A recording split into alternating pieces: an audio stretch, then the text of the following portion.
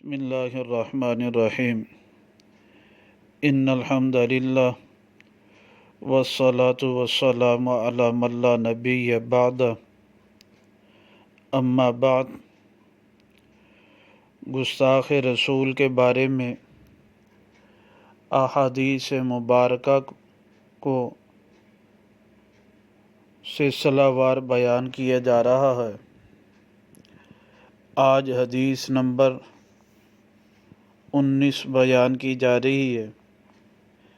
یہ حدیث مبارکہ المصنف عبدالرزاق جلد نمبر 5 صفحہ نمبر 208 رقم الحدیث 9770 ہے۔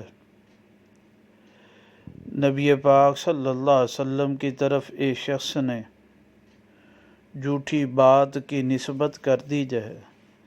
سعید بن جبیر رضی اللہ تعالیٰ عنہ اس کے راوی ہیں۔ آپ علیہ الصلوۃ والسلام کو اس شخص کے بارے میں علم ہوا کہ اس نے میری طرف جھوٹی بات کی نسبت کر دی۔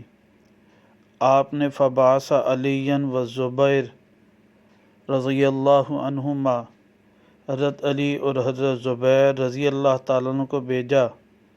فقال، اور فرمایا، اذهبا، تم جاؤ، فإن أدركتموه فاقتلوه، پس اگر تم ان دونوں کو پالو تو پس تم اس کو قتل کر ڈالو۔